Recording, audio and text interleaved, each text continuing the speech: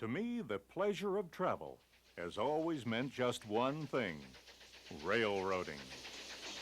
There was never a more comfortable or more luxurious way to travel than by rail. And the most glorious passenger trains created during the golden era of railroading were the Streamliners of Yesteryear.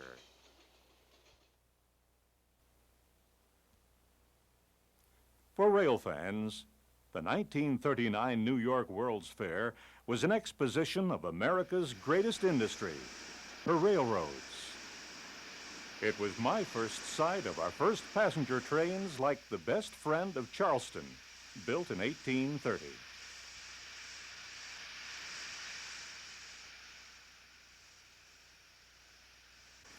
And the DeWitt Clinton, built in 1831, for the Mohawk and Hudson, predecessors of the New York Central. The Tom Thumb was the first locomotive ever to lose a race with a horse. It still proved that steam power really could work and work well. And the illustrious era of steam railroading in America was begun. This tiny 040 is Baltimore and Ohio's Andrew Jackson, built in 1836. This restored engine is the oldest surviving American-built locomotive.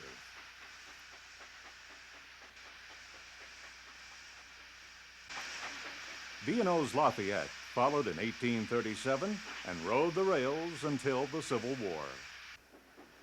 Great Northern began service in 1861 with the William Crooks, on display today in St. Paul, Minnesota. But of course, the greatest historical event in American transportation was the joining of our two coasts by rail in 1869. Overcoming enormous obstacles, the Union Pacific met the Central Pacific Railroad in Promontory, Utah, and helped ignite the greatest spirit of achievement that the world has ever seen. With the driving of the Golden Spike, our country was united as never before. Coast-to-coast travel finally became a reality.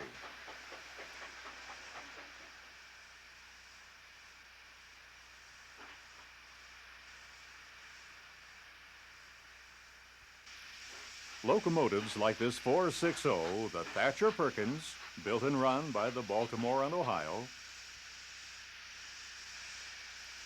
and the real star of Cecil B. DeMille's Union Pacific, the J.W. Bowker, and the unique Hayes Camelback helped bring American railroads into the 20th century.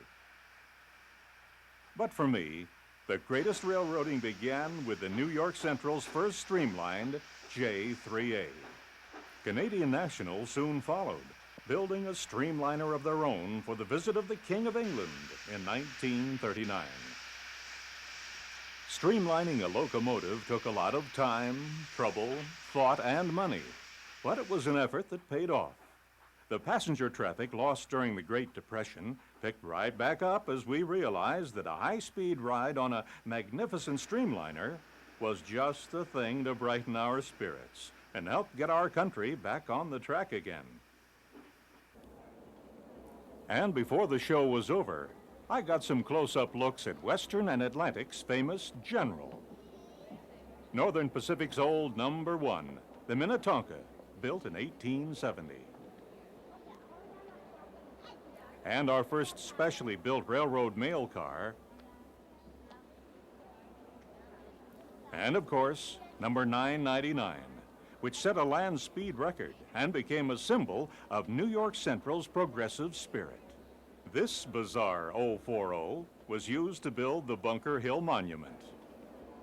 The state-of-the-art in 1876 was the J.C. Davis, winning top honors at the American Centennial Exhibit as the largest and fastest locomotive ever built. In the West, it was narrow-gauge engines like this 460 that opened the high mountain frontiers of Colorado for General Palmer's Denver and Rio Grande Railroad. Seeing the potential of railroads in this land, our Canadian neighbors borrowed a little U.S. know-how and created the striking Royal Hudson. New York Central only built 10 of these Dreyfuss-designed J3As, and their unique beauty was reserved for only the most important passenger routes, pulling trains like the famous 20th Century Limited, with its mighty 79-inch drivers. The Pennsylvania Railroad was not to be outdone and hired Raymond Loewy to design these K4S Streamliners. Baltimore and Ohio experimented with a duplex drive passenger locomotive. It was called the George H. Emerson. Only one of these 4444 locomotives was ever built.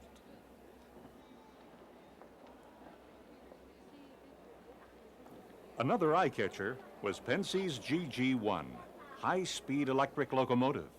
It worked so well that it was used on American railroads into the 1980s. The American Locomotive Company built this innovative Class M1 high-speed roller-bearing locomotive with the Lackawanna Railroad in 1937. But I knew that the future was already here when I saw this Pennsylvania Railroad Class S1 6446. Raymond Loewy had designed the truly modern locomotive. The 140-foot-long S1 soon became known as the Big Engine.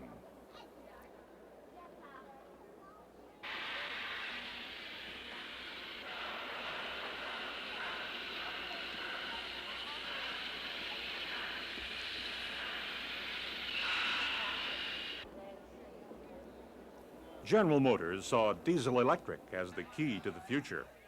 Their Electromotive Corporation designed and built this diesel-electric locomotive. It was so popular that by 1939, it was powering over 50 high-speed American passenger trains. It was time to leave the show and head for the hub of American railroading, Chicago. I hopped on the world-famous 20th Century Limited and arrived in Chicago a short 16 hours later.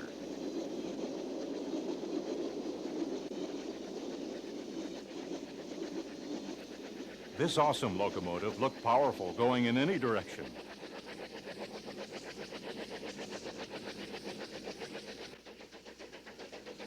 And with the addition of the Henry Dreyfuss streamlining, became one of the most beautiful passenger trains in existence.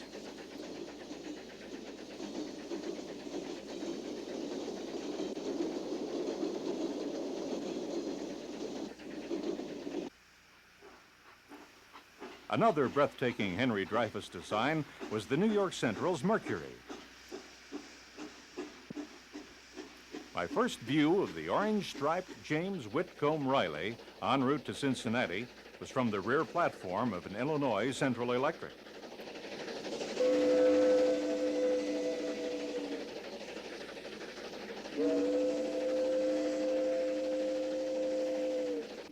Almost as exciting was the sight of the New York Central Gas Electric and coaches, arriving like a fire-breathing dragon at Alton, Illinois.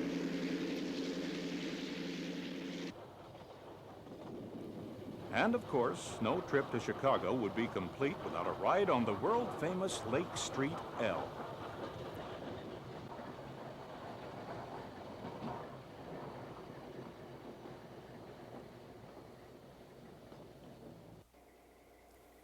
Chicago, Aurora, and Elgin was an interurban line that later became a commuter road. Nicknamed the Sunset Line, these gas electrics seemed to own the rails around Wheaton, Illinois. And if you wanted to go south, the Chicago, South Shore, and South Bend was just the ticket. Northbound, the commuter's choice were these classy North Shore trolleys called the Electroliners. Electric trolleys could take you almost anywhere in and around the Chicago area. As speedy as they were quiet, these trolleys were the ultimate in urban rapid transit.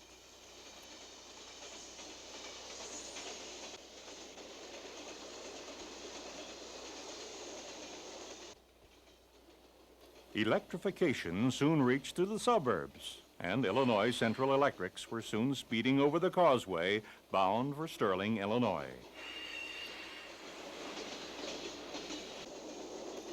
This Illinois Central rail bus serviced the Chicago to Dubuque run. Its farm country route earned it the nickname Land of Corn. I was lucky enough to beg a cab ride from the engineer, and luckier still to be off the train when it hit a loaded beer truck in 1942. And that was the end of that train.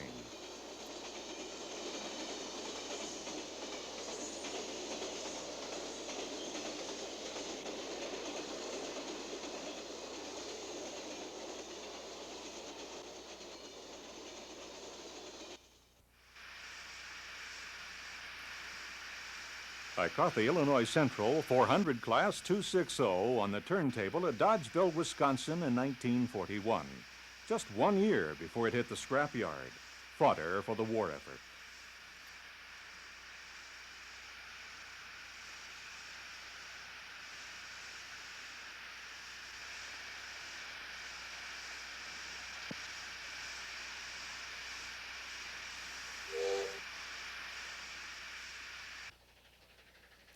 Here, a Chicago and Northwestern E2 pulls a local southbound.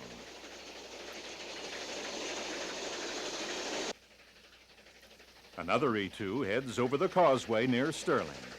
A good spot for the rail fan to see almost anything that rides the rails.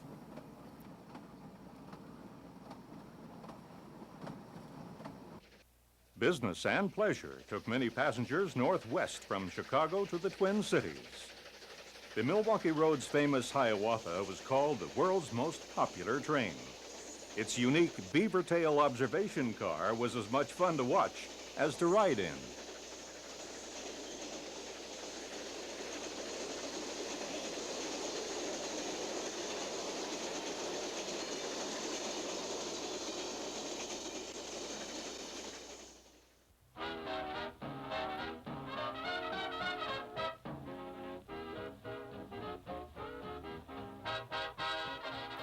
The Milwaukee Road was also famous for these auto-cooler-designed F6 Class 464s. The awesome view of the Hiawatha departing Milwaukee Station at 2nd and Clyburn is one sight I can never forget.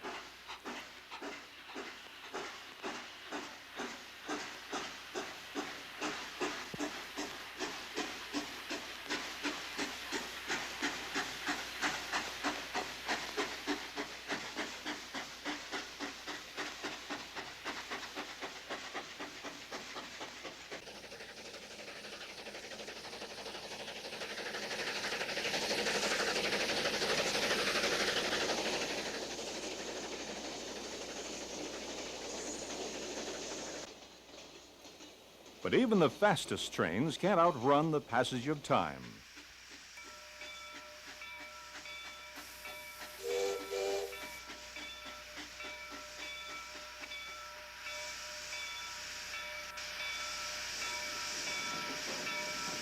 It wasn't long before these steam-powered Streamliners would yield the tracks to Milwaukee's new diesel-powered trains.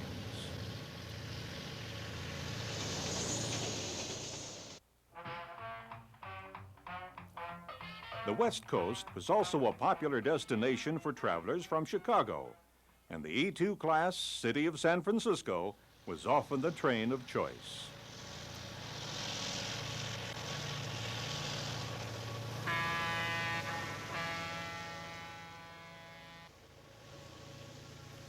Chicago and Northwestern's 400 claimed to be the train that set the pace for the world.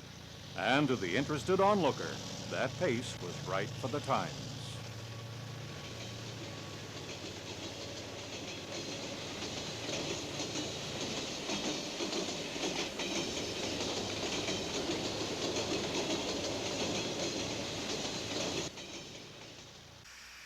It was time to take a breather and watch a Chicago and Northwestern Class E4 464 in the yards in Sterling. Then back to the causeway in time to see the Pacific Limited coming in with its full load of heavyweight passenger cars.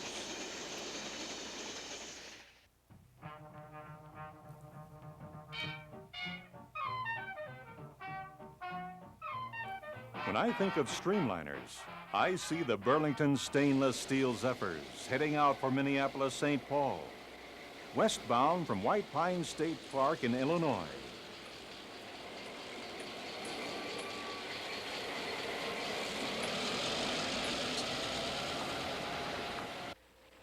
The Zephyrs captured the thrill of eyeballing down the rails at speeds up to 100 miles an hour.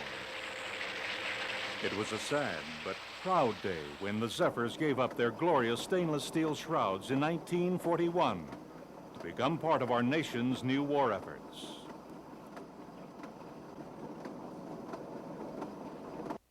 A train watcher's greatest virtue is often patience.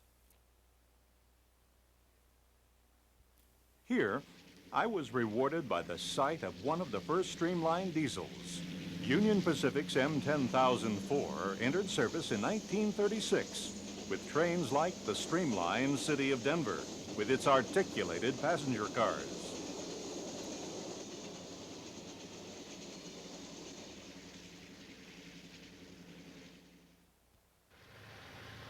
And who can forget the Rock Island rockets? This twin star rocket ran between the Twin Cities and Kansas City.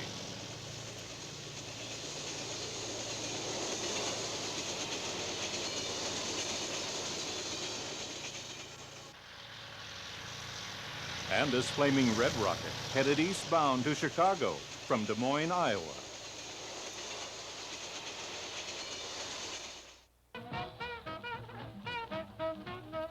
The chilly Chicago mornings had me thinking of a trip south, maybe to New Orleans on Illinois Central's Panama Limited.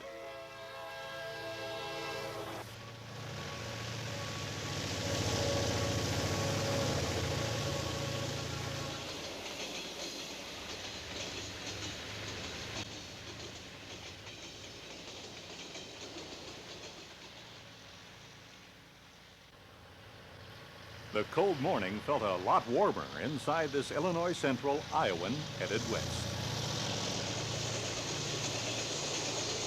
It certainly warmed my heart, if not my hands, to see this Central of Georgia Dixie Flyer double heading to Jacksonville. Missouri Pacific called their Eagle the world's newest and finest daylight train. And the stainless steel wings on the pilot and observation car made the Eagle one of the more recognizable trains in the Midwest.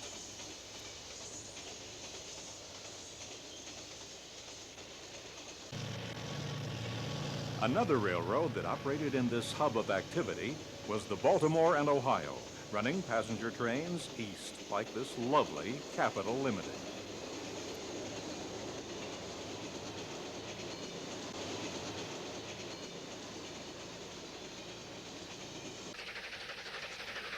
For the Miami-bound traveler, Florida East Coast ran luxurious all-Pullman passenger trains south along the eastern seaboard.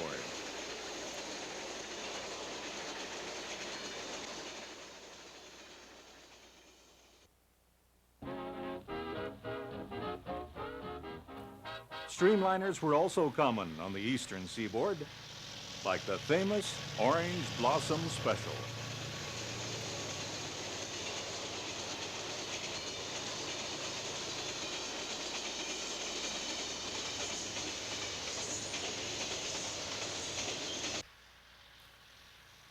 Seaboard's newest and smartest coach train, the Silver Meteor, brightened many evenings on its passenger runs.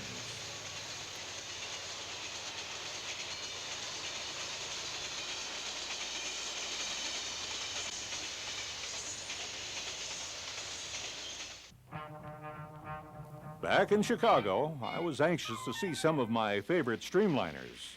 The colorful Santa Fe trains, like the Bulldog powering the Kansas Cityan as it leaves Streator, Illinois on its way to the southwest.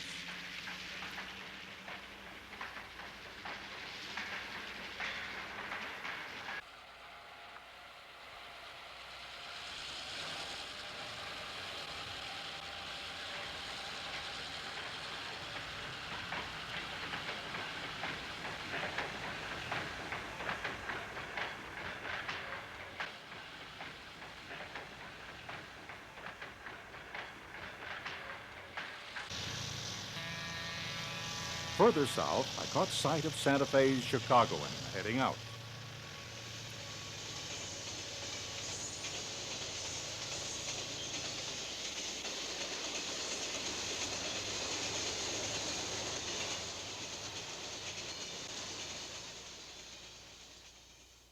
Climbing the steep grade at Rattan Pass, this super chief is headed by a trio of Alco PAs.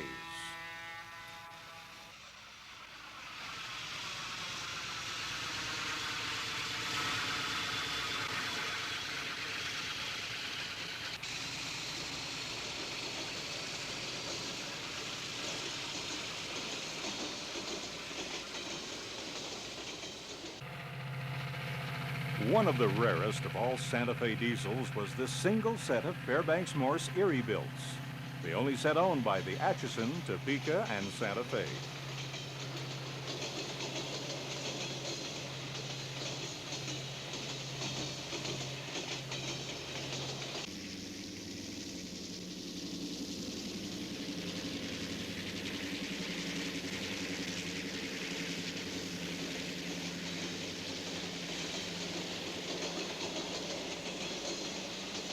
F units also climbed the awesome pass at Rattan, and F3s like these gave rail passengers a beautiful view of the New Mexico mountains.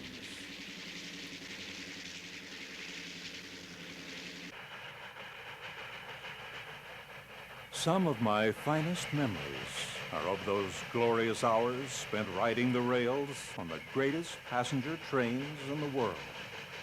Sadly, the glory of our railroad's golden era can never be relived, only remembered by those fortunate enough to have been there.